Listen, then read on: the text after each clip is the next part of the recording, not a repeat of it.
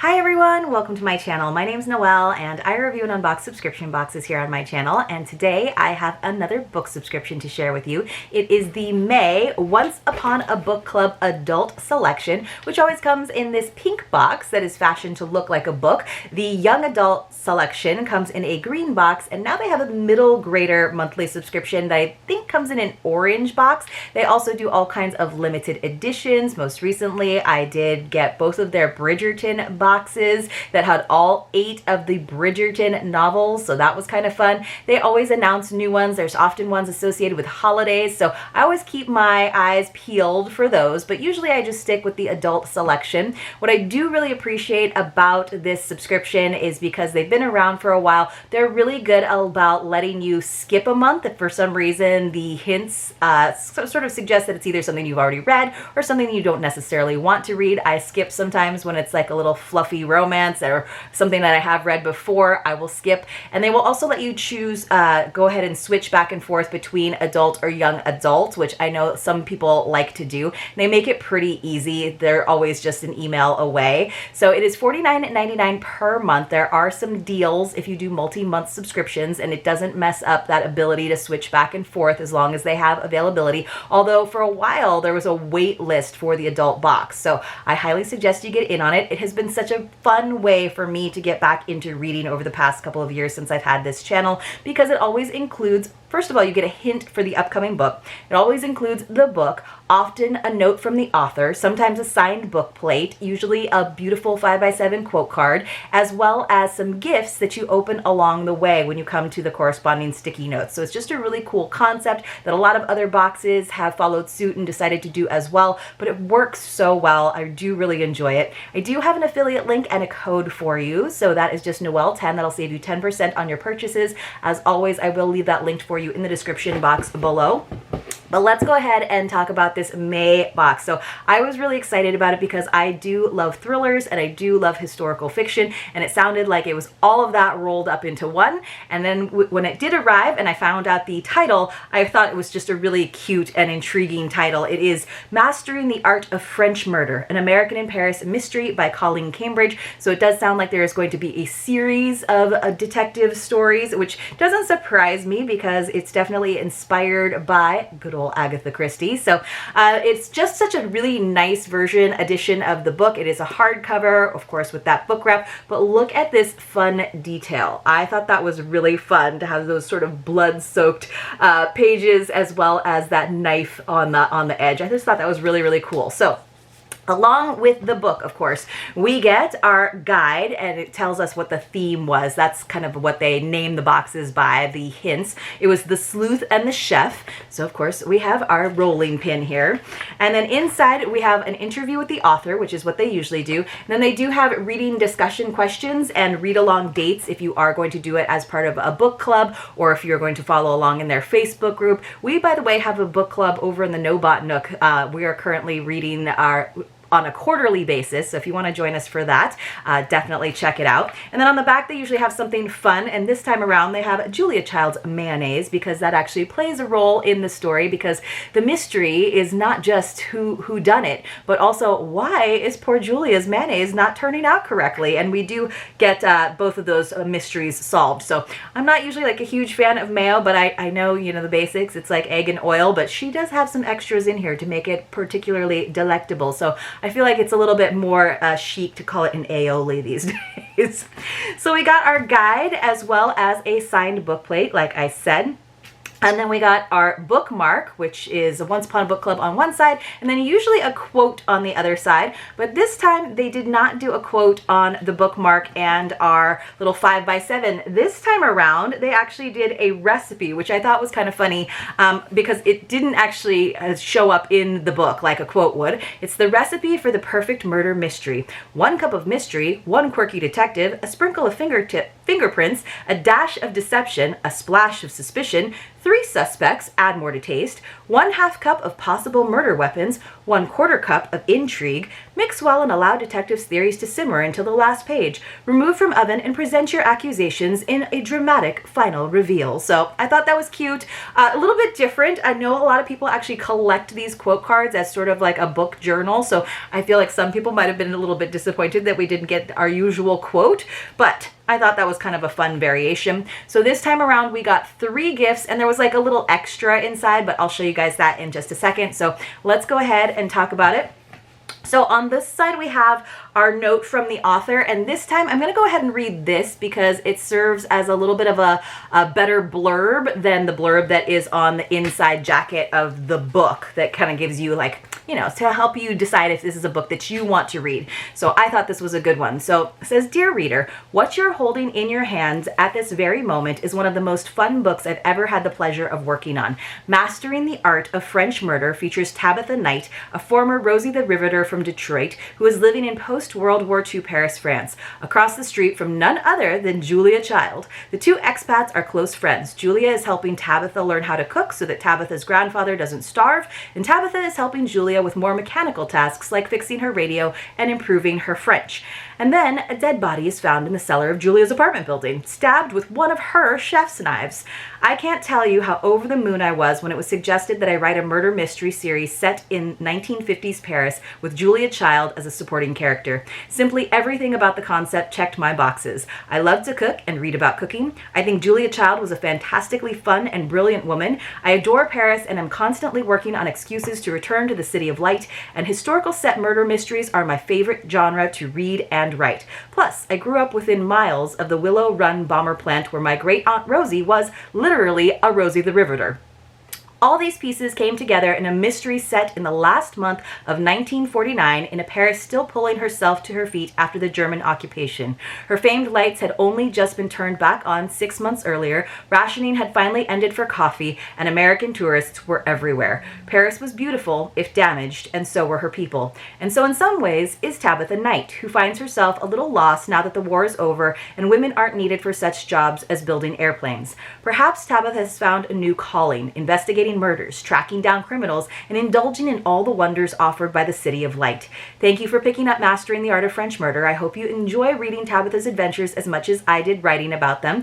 I hope you find Julia's cooking tips and instructions worthwhile. Most of all, I hope this book makes you want to go to Paris. Maybe I'll see you there. Happy reading." I thought that was a great author's note, and it served as a blurb as well. So what I will do is I will read the passage that is by the sticky note, and then I will share the gift with you. So if you have this box and it's sort of on your TBR pile, you might want to skip. This is what it looks like when you come across a page that has the sticky note. So let me read it. Let's see. We are at Julia's house right now, and the French people call her Julia Child instead of Julia Child. So it says, "She flipped over the dough and continued to roll it with angry vigor, then stopped abruptly and looked down at the poor pastry. I'm doing my own form of murder here," she muttered, then asked, "Going to need to chill this again, or it'll be like rubber." She gathered the pale dough into a loose bundle and wrapped it in a towel. The whole thing went into the food box that was out the window and suspended over the courtyard below, since there wasn't an icebox in the kitchen. So she has a very makeshift kitchen. Chicken. There's a lot of roasted chickens in this too. So we have this. I was like, are we getting a rolling pin? I'm not sure. So let me see if I can open this up. Indeed, I was really glad that it wasn't a poster. Sometimes we get like things like posters or prints, and I'm like, I don't know what to do with this. Instead, we got a useful baking tool, which I thought was kind of cool. Let me see. There is a little sheet in here that was wrapped up.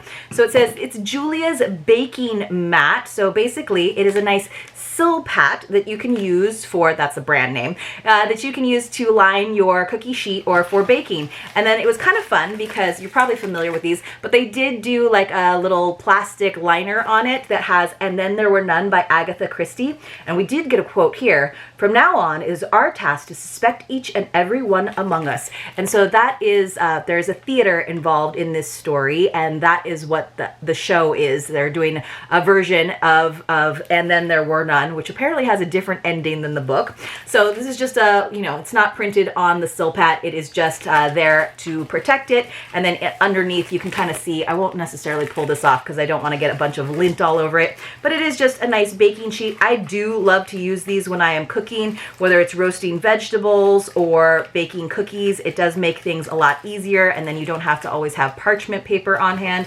I was trying to see if I could open it up easily, but it looks like it's pretty sealed. So I'm just gonna leave it because I think it's kind of fun that they did that, but it does look like it's not printed on the actual mat. So I thought that was a good item, an item that we can actually use. All right, let's see. On page 220, oh, so here's what we got. So sometimes they will add little extras. So this was just like something to bring the pages of the novel to life. So we have, let's see, this is in the voice of Tabitha. I caught my breath when I saw the bright yellow of a matchbook from La Sole sitting in the pile. I was still staring at the sunny folder, wondering if it meant anything that this was the third time I'd seen one, when I heard the business-like clip-clop of heels approaching. So I thought that was a fun little like extra, right? Again, the whole idea is to bring the story to life, and so we got a little matchbook cover in there. Then we'd only had our other two gifts like almost to the end of the book, because I think the whole book was maybe 260 pages. So our next gift didn't come until page 223. Let me see if I can remember what it is. Oh, so she is getting down to figuring out who caused these murders, and there are several that occur. So she's in the theater, and and Dort is Dorothy, which is Julia's sister. So Dort is part of the theater group. It says, I made it to Dort's office and prayed that the third key on the ring would open the door. With one ear cocked towards the other end of the hall, I fumbled in the shadows to fit the key into the lock. I couldn't see what I was doing, and I was so jittery that I couldn't find the keyhole with the metal tip of the key. Finally, I took a chance and huddled into the recessed doorway as far as I could. Gripping the key ring between my teeth, I held the flashlight by cupping my hand over the front of it to block the light. I was able to turn it on with my free hand, then take up the keys. I spread my fingers over the front of the flash to allow just enough light so that I could see the keyhole. It took 2 tries before I found the correct key, and by then, sweat was dripping down my spine and my fingers were getting tired. All the while, I listened to make certain no one was coming this way. When I finally turned the key and I heard the quiet snick of the lock opening, I heaved a sigh of relief. But then I lost my grip on the flashlight and it fumbled out of my hands. I barely managed to catch it before it clunked to the floor. So we got a cute little key ring. And it's bookish, right? So we have a key ring. It's gold. It's that sort of like vintage plastic, like motel key ring that's been really popular these days.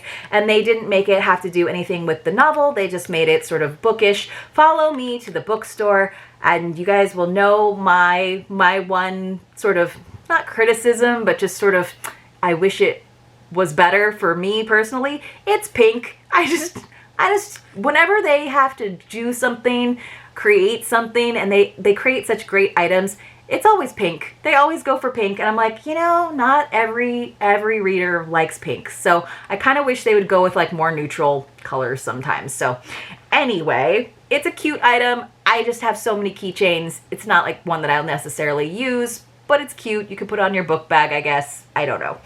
So, and then finally, we had our last one, which was on page 257. And again, this whole book was 259 was the last page. Okay, so I'm not going to give any spoilers away, I don't think, in this passage, but there was a detective named Mr. Merveille. So it says, let's see. I greeted them with cheek kisses, and Merveille offered polite nods and a hand for Paul to shake. Once these niceties had been complete, the inspecteur turned to Julia. Madame Shield, I believe this is yours. Merveille handed, I guess he would have more of a Frenchy accent. Madame Shield, I believe this is yours. Merveille handed her the plastic bag, and Julia snatched it from him, gathering it up into her bosom like a long-lost child. Oh, thank heavens, how I've missed you, dear, dear chef's knife. What an awful experience he has had, hasn't he? She gave the bag one last hug, and then set it on the counter where she gave it a look of distress. But unfortunately, Monsieur Chef's knife will need to be retired. I simply couldn't after what happened. She gave a little shudder. So yes, because it was a murder weapon, which is spoiled for you in the blurb, so it's not too crazy, but that's how Julia is involved in this. So this is our gift, which was just in wrapping paper. This was actually longer than the box, so the box came really bulging. That's why I have it already out of the box, but I do try to open these kind of nicely for you guys so you can see what the wrapping originally looked like. This I thought was pretty impressive. So we actually got a 3-piece knife set. So it's a cleaver, a chef's knife, and a paring knife, and they have branded it Once Upon a Book Club, but look how cool these are. So hey, it's not a pink knife handle, it's mint. I'm okay with that. And then they have these cool, it's like print on there. So I'm trying to see if it actually comes from, I'm trying to see, Superintendent Harper. I'm not sure what books these are from. It says Jefferson and Mr. something. I have no idea. So I see Henry. I'm trying to figure out what books these are from. How cool. So it says, How I've Missed You, Dear, Dear Chef's Knife. So we have all of this and it tells us all about it. So we have a paring knife, a chef's knife, and of course the cleaver. The knives are hand wash only because unfortunately that print will probably come off otherwise. Let me see if I can slide these out for you guys. I thought that was so cool though. But while we're at it, let's have a secret password. So if you are new to my channel, I have secret passwords sprinkled throughout some of my videos, not all of them, but usually 10 or 12 of them a month. When you come across a secret password, you want to enter it along with your contact information in the Google form that is linked for you in the description box below, not the comments, because I'll just have to delete them. And then 5 days into the following month, I use a random number picker to select a few winners to receive mystery boxes as my way of saying thank you for watching my videos in their entirety and kind of keeping your ears open. You do have to be 18 years or older. You do have to have a Canadian or US mailing address, and Canadians, I need a little help with the shipping because it gets kind of pricey. You have to be subscribed to my channel, not necessarily publicly, and just a reminder, it is not affiliated with any of the boxes that I open here on the channel or YouTube. Just my way of saying thank you. So these are actually really, really cool. So I don't want to hold them up and have them slide out because they are sharp. There is definitely some weight to these knives, and it is double-sided, that print. But I thought there was a cover on it, and I was about to like hold it up to, I was like, one of these is going to land in my lap and we're going to have a catastrophe. But I've always loved to get a new paring knife. I have a feeling these won't sharpen that well because it'll probably take some of the paint off. But these are really, really cool, and I do love that it's kind of got a bookish feel to it. Definitely, unfortunately, a pretty good murder weapon, and a nice, it's just a plastic. It's not super like grippy. This mint color though. They didn't fail me. They didn't do pink knives, just the pink keychain. But this is a really cool, useful item. So I was excited about this because I love getting a thriller, love historical fiction, and the fact that it had some actual useful items in the kitchen, like this cooking mat, and the knives is pretty darn cool. So if you guys got to this point in the video and you had me on mute or whatever you're doing just to kind of support by watching the video, I did have a secret password in there, so make sure that you go back and you watch it. Oh, the secret password. I don't think I actually told you what it is. It's recipe. I think I told you all about the secret password giveaways without telling you the actual password, and then I would have gotten so many comments. So it's going to be recipe because we now have the recipe for the perfect murder mystery, and one of the better Once Upon a Book Club boxes that I've gotten in a while. So the only miss for me really was the keychain, and just because I don't have much use for keychains, but I thought the other two gifts were like really solid quality. I like all the little extras. I thought the little matchbook in there was really a cool addition. So, and it was a great book. So I'm looking forward to maybe reading more of the American in Paris mystery series, especially if they're all these like beautiful editions with these little like extras and little, special fancy treats. So I hope you all enjoyed this video. If you are looking for a way to get back into reading and make it kind of exciting and fun, not from, having the hint to what the upcoming book is, all the way to unwrapping the gifts along your reading process, this is definitely a subscription to consider because they have all of those different variations. They have those limited editions, and they also have a variety of genres that they cover. So I hope you enjoyed, and I hope to see you all very, very soon in my next unboxing.